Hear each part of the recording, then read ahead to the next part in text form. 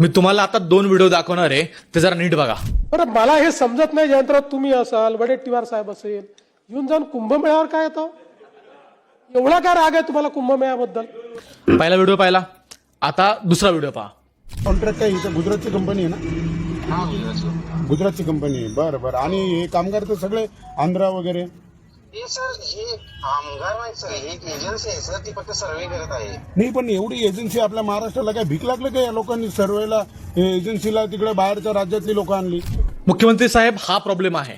कुंभमेळ्याच्या नावाखाली गुजराती कॉन्ट्रॅक्टरला तुम्ही जे कामं देताय ना, याचाच नेमका प्रॉब्लेम आहे. का बरं? महाराष्ट्राच्या कंपन्या काय संपावर गेल्यात काय? महाराष्ट्राच्या पोरांना काय नोकऱ्या नकोयत? कामधंदे नकोयत? मी मागच्या व्हिडिओमध्ये देखील सांगितलं की कशा प्रकारे या कुंभमेळ्याचं बजेट बाकीच्या कुंभमेळ्यांपेक्षा 10 पटीने जास्त आहे.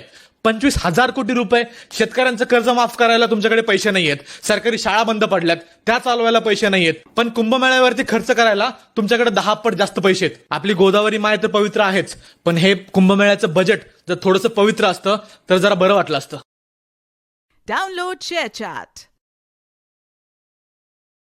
Download ShareChat.